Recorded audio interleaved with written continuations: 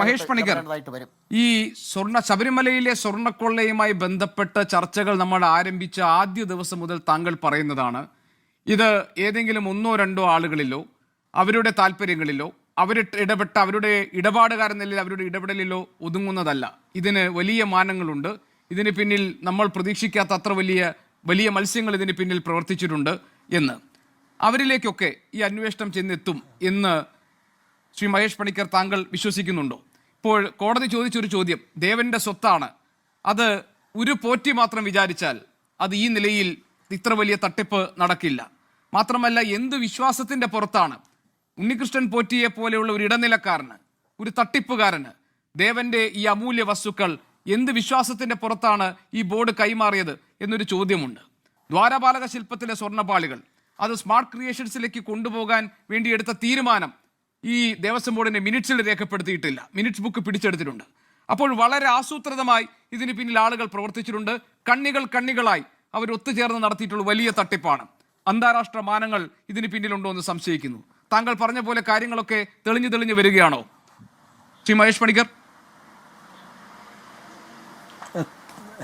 തീർച്ചയായിട്ടും അതിനകത്ത് ഒന്ന് രണ്ട് ഇപ്പോഴത്തെ ബോർഡിൻ്റെ തെറ്റില്ല എന്ന് പറയുന്ന അവരുടെ ഒരു വലിയൊരു പിഴവ് അവരിത് രണ്ടാമത് ഫിറ്റ് ചെയ്തതാണ്. ഇന്നത്തെ ഇതിനകത്ത് ബഹുമാനപ്പെട്ട ഹൈക്കോടതി പറഞ്ഞിരിക്കുന്നത് ഇത് ശാസ്ത്രീയമായി പരിശോധിക്കണമെന്ന്. അതായത് ദ്വാരപാലക പാളികൾ അവിടെ ഫിറ്റ് ചെയ്തിരിക്കുകയാണ്. ശാസ്ത്രീയമായിട്ട് പരിശോധിക്കണം. ഇതെടുത്ത് ഇത് കട്ട് ചെയ്ത് ഇത് ഉരുക്കി ഇതിനകത്ത് സ്വർണ്ണം എങ്ങനെയുണ്ടെന്ന് ഒരു ചെറിയ പോർഷൻ എടുത്തിട്ട് അത് ഉരുക്കിയിട്ട് വേണം അത് ചെയ്യാൻ. ഇത് മറ്റേ കട്ടളപ്പാളിയോ മറ്റുപോലല്ല, ഒരു വിഗ്രഹത്തിൽ വെച്ച സാധനം എടുക്കണേ അതിന് ഇനിയും പൂജകളും അതിനെ എടുക്കുന്നതിന് ഒരു പ്രായച്ചിത്വവും അങ്ങനെ ഒരുപാട് കോംപ്ലിക്കേറ്റഡ് ആണ്. താന്ത്രികപരമായിട്ട് അത് വളരെ കോംപ്ലിക്കേറ്റഡ് ആണ്. ദൈവകോപം ഉണ്ടാകാനുള്ള വലിയൊരു സാധ്യതയുള്ളൊരു സംഭവമാണ് ഈ ദ്വാരപാല പാളികൾ തിരിച്ചെടുക്കുന്നത്. പരിശോധനയ്ക്കാണെങ്കിൽ പോലും ബഹുമാനപ്പെട്ട ഹൈക്കോടതി ഇന്ന് പരിശോധന പറഞ്ഞിട്ടുണ്ട്. അപ്പം അതൊരു അവർ എടുക്കപ്പെട്ട്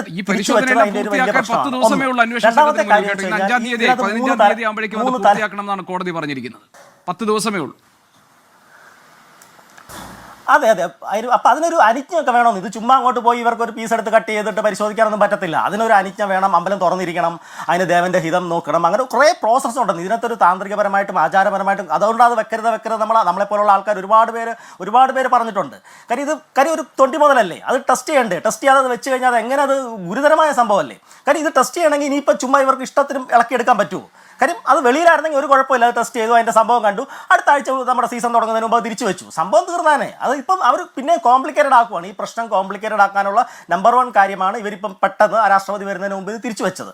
കാര്യം ഇനിയിപ്പോൾ അത് ഇളക്കണമെങ്കിൽ എന്തുമാത്രം പ്രോസസ്സുണ്ട്. ഇനി 1-ാം തീയതി കഴിഞ്ഞാലേ അത് എടുക്കാൻ പറ്റൂ. ചുമ്മാ അമ്പലം അടച്ചിരിക്കുമ്പോൾ പോയി അതിനകത്ത് മുറിച്ചെടുക്കാൻ പറ്റൂ. കാര്യം ആ ഒരു സാധനം വലിയൊരു കോംപ്ലിക്കേഷൻ ഉണ്ട്. ഒന്ന്. രണ്ടാമത്തെ കാര്യം, ഇതിനകത്ത് 3 തലത്തിലാണ് ഈ സ്വർണ്ണക്കൊള്ള നടക്കുന്നത്. ഒന്ന് സ്വർണ്ണം മാത്രം 15 കിലോ എടുത്തിട്ടുണ്ടെങ്കിൽ അതിനകത്ത് എത്ര സ്വർണ്ണത്തിൻ്റെ വില മാത്രം മൂല്യം. രണ്ടാമത്തെ കാര്യം എന്ന് വെച്ച് കഴിഞ്ഞാൽ ഇതിനകത്ത് ആൻറ്റിക് വാല്യൂ, ഈ ഹൈക്കോടതി എന്ന് പറഞ്ഞ വലിയ ആൻറ്റിക് മറ്റേ വിഗ്രഹക്കടത്തെന്നൊക്കെ പറഞ്ഞു. വിഗ്രഹക്കടത്തിനകത്ത് യഥാർത്ഥത്തിൽ വരുന്ന സംഭവം എന്താണെന്ന് വെച്ച് കഴിഞ്ഞാൽ അത് നമ്മുടെ വാജിവാഹനം, എന്താ പറയുക, ആ യോഗദണ്ഡ്, അഷ്ടദിക്പാലകർ, അങ്ങനത്തെ സാധനങ്ങളൊക്കെയാണ് ഈ ആൻറ്റിക് വാല്യൂ ഉള്ളത്. കാര്യം നൂറ്റാണ്ടുകൾ പഴക്കമുള്ളതാണ്. അതിനകത്ത് അങ്ങനത്തെ ഒരു സമയത്തിൻ്റെ വാല്യൂ ഉണ്ട്. ഈ ദ്വാരപാല പാളികൾക്ക് ഈ ആൻറ്റിക് വാല്യൂ ഇല്ല, അതിന് വിശ്വാസത്തിൻ്റെ വാല്യൂ ആണ്. ഈ വിശ്വാസത്തിൻ്റെ വാല്യൂവിനകത്ത് വേറൊരു വലിയൊരു കപടതയുണ്ട്.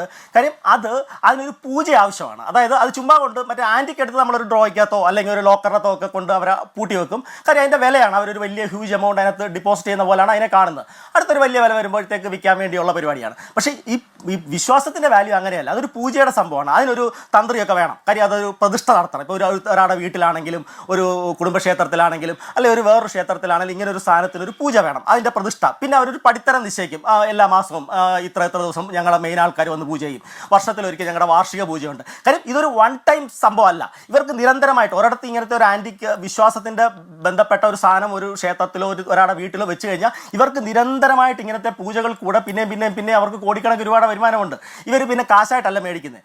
മെയിനായിട്ട് ഇതിനകത്തൊരു നമ്മൾ ശ്രദ്ധിക്കേണ്ട ഒരു സാധനം, ഈ ഗോവർദ്ധൻ മേടിച്ചിരിക്കുന്ന 15 ലക്ഷവും 70 ലക്ഷവും പറയുന്നു. ഇത് ആക്ച്വലി അയാൾ അക്കൗണ്ടിൽ കൊടുത്ത ഇത്രയും പൈസയെ ഉള്ളൂ. 85 ലക്ഷം രൂപ അയാൾ അക്കൗണ്ടിൽ കൊടുത്തിട്ടുള്ളൂ. ബാക്കിയുള്ളതൊക്കെ അൺഅക്കൗണ്ടഡ് ആണ്. അത് ഗോൾഡായിട്ടോ അല്ലെങ്കിൽ അതാണ് അവർ സമ്മതിക്കുന്നത്. 85 ലക്ഷം 15ഉം 70ഉം പറയുന്നത്. കാര്യം ഇതൊരു ഹ്യൂജ് എമൗണ്ടിൻ്റെ കള്ളത്തരമാണ്. ഇങ്ങനത്തെ ഒരുപാട് കാര്യം തന്ത്രിയുടെയൊക്കെ മറയില്ലാതെ ചെയ്യാൻ പറ്റില്ല. കാര്യം വിശ്വാസമായിട്ട് ബന്ധപ്പെട്ട് ശബരിമലയിലേക്ക് മെയിൻ തന്ത്രികൾ വന്നാണ് ഞങ്ങളുടെ വീട്ടിൽ ഇത് പ്രതിഷ്ഠിച്ചിരിക്കുന്നത്. അതിൻ്റെ പൂജകൾ കാലാകാലങ്ങളിൽ അവർ ചെയ്യുന്നുണ്ട്.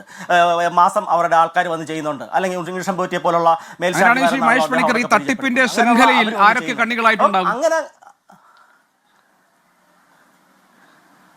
ഉറപ്പായിട്ടും പൂജാരി വർഗ്ഗങ്ങൾ മൊത്തം ഉണ്ട് അതിനകത്ത്. കാര്യം അവരുടെ ഇതില്ലാതെ വിശ്വാസ തട്ടിപ്പാണെങ്കിൽ ഈ സ്വർണ്ണത്തിന്റെ തട്ടിപ്പിന് സത്യം പറഞ്ഞാൽ പൂജാരിമാർ വേണമെന്നില്ല. കാര്യം ഇത് ഉരുക്കി അങ്ങോട്ട് സ്വർണ്ണം മാറ്റുവാണെങ്കിൽ അവരുടെ ആവശ്യമില്ല, ഉണ്ണികൃഷ്ണൻ പോറ്റിയോ അല്ലെങ്കിൽ ക്രിമിനൽ മൈൻഡുള്ള അവർ മാത്രമാകാം. പക്ഷേ വിശ്വാസപരമായിട്ട് ഇതിന്റെ കൊള്ള നടക്കണമെങ്കിൽ അതിനകത്ത് ആചാര്യവർഗ്ഗം വേണം. ആചാര്യവർഗ്ഗം ഇല്ലാതെ ഇതാരും കൊണ്ട് വീട്ടിൽ വിശ്വാസപരമായ കൊള്ള എന്ന് പറഞ്ഞതുകൊണ്ട് താങ്കൾ എന്താണ് ഉദ്ദേശിക്കുന്നത്?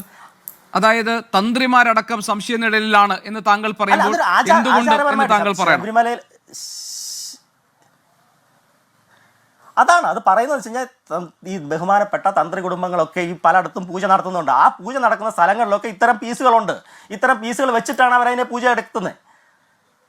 കാര്യം ഇത്തരം സംഭവത്തിനാണ് അവർ പൂജ. ചിലപ്പോൾ ഇത് തന്നെ ആയിരിക്കും, അല്ല അവർ മേടിച്ചൊരു വിഗ്രഹമായിരിക്കാം. അവരെപ്പോഴും ഒരു രൂപത്തെ അവിടെ ഒരു പ്രതീകമായിട്ടുള്ള എന്തെങ്കിലും ഒരു സംഭവത്തെ വെച്ചിട്ടാണ്. ഇപ്പോൾ ബുദ്ധന്റെ പല്ല് അല്ലെങ്കിൽ മുഹമ്മദ് നബിയുടെ തിരികേശം എന്നൊക്കെ പറയുന്ന പോലെ ആ വിശ്വാസത്തിന് ശബരിമലയുടെ ഒരു ഭാഗം ഞാൻ ചോദിക്കുന്നത്, തന്ത്രിമാർ വിവിധ ഇടങ്ങളിൽ പൂജകൾ നടത്തുമ്പോൾ സ്വർണ്ണപ്പാളിയിലെ ഒരു ഭാഗമോ ശബരിമലയിലെ ദേവന്റെ സ്വത്തുക്കളുടെ ഏതെങ്കിലും ഒരു ഭാഗമോ അവിടെ വെച്ചിട്ടാണ് പൂജ നടത്തുന്നത്. അങ്ങനെ അവർ കൊണ്ടുപോകുന്നതും ഇതേപോലെയുള്ള സമാനമായ തട്ടിപ്പിന്റെ ഭാഗമാണ് എന്നാണോ ശ്രീ മഹേഷ് പണിക്കർ താങ്കൾ പറയുന്നത്? അത് കാലാകാലങ്ങളായി നടക്കുന്നുണ്ടെന്നാണോ പറയുന്നത്? ആയിരിക്കാം അതിനുള്ള സാധ്യത ഈ ഗോവർദ്ധന്റെ അതായിരിക്കാം എന്നാണ് ഞാൻ സംശയിക്കുന്നത്. കാര്യം ഇപ്പൊ ഗോവർദ്ധന്റെ വീടുകളിൽ ഉൾപ്പെടെയുള്ള പൂജയുണ്ട്. കാര്യം അതിനു മുമ്പ് ബാംഗ്ലൂരിൽ കുറേ നാളത്തെ പൂജയുണ്ട്. ഈ പറഞ്ഞിരിക്കുന്ന എന്തെങ്കിലും ഒരു കാലത്ത് ഇത് പിടിക്കപ്പെടുകയാണെങ്കിൽ ആ സ്ഥലങ്ങളിലൊക്കെ ഈ വിശ്വാസപരമായിട്ടുള്ള കൊള്ളയാണെങ്കിൽ അതിനകത്ത് ഈ പറഞ്ഞ ആചാരപരമായ സാന്നിധ്യം അവിടെ ഉണ്ടാകും. ആചാരപരമായ സാന്നിധ്യം ഇല്ലാതെ വിശ്വാസപരമായ കൊള്ള നടക്കില്ല. ആന്റിക്ക് നടക്കും, സ്വർണവും നടക്കും. അതിന് ഈ പറഞ്ഞ ആചാര്യന്മാരുടെ ആവശ്യമില്ല. കാര്യം ആന്റിക്കിന്റെ വാല്യൂവിൽ ഇപ്പം ആ വാജിവാഹനം എടുത്തു, അതുകൊണ്ട് ആർക്കെങ്കിലും വിറ്റു. അതിപ്പം ഏത് ജാതിക്കോ ഏത് മതത്തിനോ അവർക്ക് ജസ്റ്റ് അതിന്റെ ഒരു ആന്റിക് വാല്യൂ മാത്രമാണ്, പണം മാത്രമാണ്. ഈ സ്വർണ്ണപ്പാളിയുടെ കാര്യത്തിലും മഹേഷ് പണിക്കർ ഈ തന്ത്രി പറയുന്നു അതിന് ശോഭ കുറഞ്ഞിട്ടുണ്ട്. അപ്പോൾ അത് നേരെ റിപ്പോർട്ട് ചെയ്യപ്പെടുന്നു, അത് മുകളിലേക്ക് പോകുന്നു. അങ്ങനെ വീണ്ടും സ്വർണം പൂശാൻ സമയമായി എന്ന് പറഞ്ഞ് കൊണ്ടുപോകുന്നു. അങ്ങനെയും സംഭവിച്ചിട്ടുണ്ട് അല്ലേ? തീർച്ചയായിട്ടും ആ എല്ലാ ഈ പറഞ്ഞ ഉണ്ണികൃഷ്ണൻ പോറ്റി നടത്തിയിരിക്കുന്ന എല്ലാ ഡീലിലും അവരുടെ ഒരു മറയുണ്ട്. എന്തുകൊണ്ടാണ് അദ്ദേഹത്തിന് ഇത്രയും പവർ നമ്മൾ ആലോചിക്കണം. ഏത് ബോർഡ് വന്നാലും ഏത് ഉദ്യോഗസ്ഥർ വന്നാലും അദ്ദേഹം വലിയ ഇതിൽ നിൽക്കുന്നത് എന്തുകൊണ്ടാണ്? തന്ത്രിയുടെ ഷേഡിലാണ് അദ്ദേഹം നിൽക്കുന്നത്. തന്ത്രി അദ്ദേഹത്തിൻ്റെ മെയിൻ ആൾക്കാരെന്നുള്ള രീതിയിലാണ് അവരവിടെ വർക്ക് ചെയ്തത്. അപ്പം അവരുടെ ഇതില്ലാണ്ട് ഇതൊരിക്കലും നടക്കില്ല. ഇത്രയും ഈ വിശ്വാസപരമായ കൊള്ള. കാര്യം ഇതിപ്പോൾ നടന്നിരിക്കുന്ന മൊത്തം അങ്ങനെയാണ്. ഇപ്പോൾ ബെല്ലാരി ആണെങ്കിലും ബാംഗ്ലൂർ ആണെങ്കിലും ഇവരും ചെന്നൈ ആണെങ്കിലും ഈ പറഞ്ഞിരിക്കുന്ന സ്മാർട്ട് ക്രിയേഷൻസ് പോലുള്ള സാധനങ്ങളെല്ലാം ആണെങ്കിലും ഇതിനകത്തൊരു വിശ്വാസപരമായ കൊള്ളയിലേക്കാണ് ഇത് പോകുന്നത്. അവരിപ്പോൾ സ്വർണ്ണത്തിലേക്ക് മാറ്റുന്നുണ്ട്. 1/2 കിലോ സ്വർണ്ണം പിടിച്ചെടുത്ത് അതിലേക്ക് മാറ്റാനായിട്ട് ശ്രമിക്കുന്നുണ്ട്. പക്ഷേ അതല്ല കാര്യം. അങ്ങനെ ഒരു സംഭവമായിട്ട് കാര്യം അവരങ്ങ് അഡ്മിറ്റ് ചെയ്യുകയാണ്. അവർ തന്നെ താഴത്തെ ലെവലിൽ അങ്ങ് അഡ്മിറ്റ് ചെയ്തിട്ട് 1/2 കിലോ സ്വർണ്ണമേ ഉള്ളൂ, ഈ സംഭവം ഇവിടെ വെച്ച് തീരുമെന്ന് പറഞ്ഞു കഴിഞ്ഞാൽ ഈ സംഭവം ഇവിടെ വെച്ച് തീർന്നു. കാര്യം മേലോട്ട് കയറുന്നില്ല. അപ്പം പിന്നെ ഇത് കഴിഞ്ഞിട്ടേ ഉള്ളൂ സത്യം പറഞ്ഞാൽ ഈ പറഞ്ഞ രാഷ്ട്രീയക്കാരോ അല്ലെങ്കിൽ ബോർഡിന്റെ ഉന്നത ഉദ്യോഗസ്ഥരൊക്കെ അത് കഴിഞ്ഞേ വരത്തുള്ളൂ. ഉറപ്പായിട്ടും ഇവരുടെ ലെയർ കഴിഞ്ഞിട്ടേ മറ്റൊരു വരത്തുള്ളൂ. അല്ലാണ്ട് ഒരിക്കലും അവർക്ക് ഇവരുടെ മേളിൽ സ്വാധീനമൊന്നുമില്ല. അത് ഉറപ്പായിട്ടും ഞാൻ പറയാം. കാര്യം ഈ പറഞ്ഞ ബോർഡ് ഉദ്യോഗസ്ഥർക്കോ അല്ലെങ്കിൽ താങ്കൾ ഇതിന്റെ വേറൊരു ഭാഗമാണ് ഇപ്പോൾ അവതരിപ്പിക്കുന്നത്. അതായത് ഈ വിശ്വാസപരമായ കാര്യങ്ങളിൽ അവസാന വാക്കായിട്ടുള്ള അതല്ലെങ്കിൽ അതിലെ ഏറ്റവും പ്രധാനപ്പെട്ട തീരുമാനങ്ങൾ എടുക്കുന്ന തന്ത്രിമാരടങ്ങുന്ന അവരുടെ കൂടി അറിവോടുകൂടി അവരുടെ കൂടി താല്പര്യത്തോടു കൂടി മാത്രമേ ഇത്തരത്തിലുള്ള തട്ടിപ്പുകൾ നടക്കുകയുള്ളൂ.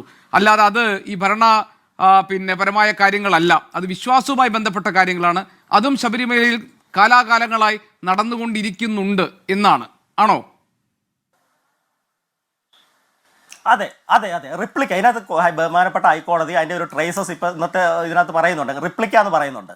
കാര്യം ആദ്യത്തെ ഇത് ചെയ്ത് റിപ്ലിക്ക ചെയ്തു, രണ്ടാമത് റിപ്ലിക്ക ചെയ്തു. റിപ്ലിക്ക എന്തിനാ? റിപ്ലിക്ക എന്ന് വെച്ചാൽ ഈ സാധനം മാറ്റി വേറൊരാൾക്ക് ഒറിജിനൽ സാധനം കൊടുത്തിരിക്കുകയാണ്. അല്ലെങ്കിൽ റിപ്ലിക്കയുടെ ആവശ്യമില്ല. ഇവർക്ക് സ്വർണ്ണം വേർതിരിക്കണേലോ അല്ലെങ്കിൽ ഇത് മറ്റെന്തെങ്കിലും രീതി ആൻറ്റിക്കായിട്ട് കച്ചവടം ചെയ്യണ ആ റിപ്ലിക്കയുടെ കേസ് അവിടെ വരുന്നില്ല. ആ റിപ്ലിക്കയുടെ കേസ് വന്നതുകൊണ്ട് തന്നെ ഇതൊരു വിശ്വാസപരമായ ഈ ഒരു സംഭവത്തിന് അവിടെ ഒരു ക്ഷേത്രം ഉണ്ടാകാം, ഒരു ക്ഷേത്രത്തിലേക്കാകാൻ കൊടുത്തത്, അല്ലെങ്കിൽ ഒരാളുടെ പൂജാമുറിയിലേക്കാകാൻ കൊടുത്തത്. കാര്യം അവിടെയൊക്കെ ഇവർ കണ്ടിന്യൂസ് ഒരു ദിവസം കൊണ്ട് തീരുവയല്ല. ഇവർക്ക് അങ്ങനെ ഒരു സാധനം ഒരിടത്തൊരു പ്രതിഷ്ഠ നടത്തിയാൽ, ഇപ്പോൾ ഒരാളുടെ വലിയൊരു കോടീശ്വരന്റെ വീട്ടിൽ ഇങ്ങനത്തെ ഒരു പീസ് വെച്ചിട്ട് ഒരു പ്രതിഷ്ഠ നടത്തിയാൽ സ്വർണ്ണക്കുള്ള എന്നാണ് താങ്കൾ പറഞ്ഞതുപോലെ. അതെ ആ വേർഡ് ഇതിനകത്ത് ആ വേർഡ് ഈ ഒരു സൂചനയിലേക്കാണ് നമ്മളെ എത്തിക്കുന്നത്. കാര്യം അതൊരിക്കലും സ്വർണ്ണം തട്ടിക്കാനാണ് ഇവർക്ക് ഈ പകർപ്പിന്റെ ഒന്നും ആവശ്യം വരുന്നില്ല. അവർക്ക് എങ്ങനെയും അധികം സ്വർണ്ണം ഇളക്കിയെടുക്കാം, മാക്സിമം ഇളക്കിയെടുക്കാം, തിരിച്ചു വെക്കുക എന്നുള്ള സംഭവമേ വരത്തുള്ളൂ.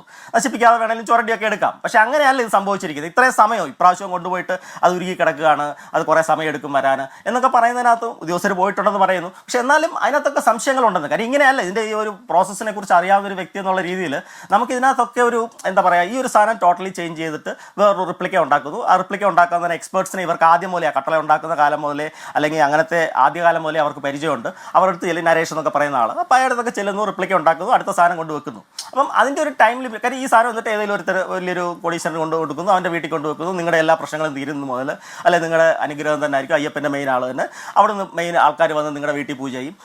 മാസാമാസങ്ങളിൽ ഞങ്ങളുടെ ഒരു എന്താ പറയുക ഇതിൻ്റെ ഈ ആഡ് ചെയ്യുന്ന പൂജകൾ കാണും, അല്ലെങ്കിൽ ശനിയാഴ്ച തോറും കാണും, അല്ലെങ്കിൽ പൗർണമിക്ക് അമാവാസിക്കും കാണും. അങ്ങനെയൊക്കെ പറഞ്ഞിട്ട് അവരെ ഒരു വിശ്വാസത്തിൻ്റെ ഒരു മറയിലാണ് ഈ പറഞ്ഞ സാധനങ്ങൾ നടക്കുന്നത്. അപ്പോൾ അവർ നോക്കുമ്പോൾ സംഭവം ശരിയാണ്, ടി വി ഇത്ര കോടിക്കണക്കിന് ആൾക്കാർ പോകുന്ന, ശ്രീകോലിനകത്ത് കയറാൻ അധികാരമുള്ള അങ്ങനെയൊക്കെയുള്ള ആൾക്കാർ തന്നെയാണ് ഇത് വന്ന് അവരുടെ വീടുകളിൽ ചെയ്തിരിക്കുന്നത്. അപ്പോൾ അവരുടെ വിശ്വാസം ഭയങ്കരമായിട്ട് കൂടും. ഡോക്ടർ പി കെ ഗോപൻ, ഇപ്പോൾ ഈ യഥാർത്ഥ ഈ വാതിൽപ്പാളിയാണോ ഇപ്പോൾ സ്ട്രോങ് റൂമിലുള്ളത് എന്നതിൽ പോലും ഇപ്പോൾ സംശയമാണ്. അതായത് 99-ൽ വിജയ് മല്യ സ്വർണം പൊതിഞ്ഞ വാതിൽപ്പാളി തന്നെയാണോ എന്ന കാര്യത്തിൽ വരെ ഇപ്പോൾ സംശയമുണ്ട്. അതിൽ സംശയം രേഖപ്പെടുത്തുകയാണ്. ദ്വാരപാലക ശില്പങ്ങളിലെ സ്വർണ്ണപ്പാളി അത് ഈ സ്മാർട്ട് ക്രിയേഷൻസിന് കൈമാറിയിട്ടുള്ളത് ഈ തിരുവിതാംകൂർ ദേവസ്വം ബോർഡ് യോഗത്തിന്റെ മിനിറ്റ്സ് ബുക്കിൽ രേഖപ്പെടുത്തിയിട്ടില്ല. ഡോക്ടർ പി കെ ഗോപൻ, ഇനി മഹേഷ് പണിക്കർ വന്ന ഒരു കാര്യം നിങ്ങൾ ഗൗരവമായിട്ട് ചർച്ച ചെയ്തോ? വിശ്വാസത്തിൻ്റെ പ്രശ്നം ഉപയോഗിച്ചുകൊണ്ട് ആരൊക്കെയാണ്? ഞാനൊരു ലളിതമായ ചോദ്യം ചോദിക്കട്ടെ, എല്ലാ തന്ത്രികമാരോടുമുള്ള ബഹുമാനം നിലനിർത്തിക്കൊണ്ട് ചോദിക്കട്ടെ, അയ്യപ്പൻ്റെ വിഗ്രഹത്തിന് തുല്യമായ എന്തെങ്കിലും വസ്തു ഏതെന്ന് ഞാൻ പറയുന്നില്ല, അത് സ്വർണ്ണപ്പാളി ആയിക്കോട്ടെ, ദ്വാരപാലമായിക്കോട്ടെ, അഷ്ടദിക്പാലകന്മാരായിക്കോട്ടെ, പീഠമായിക്കോട്ടെ, യോഗദണ്ഡായിക്കൊള്ളട്ടെ, എന്തായിക്കൊള്ളട്ടെ, അത് പുറത്തൊരു സ്ഥലത്ത് വെച്ച് പൂജ നടത്താൻ വിളിച്ചാൽ ഇവരെന്തിനാ പോകുന്നേ?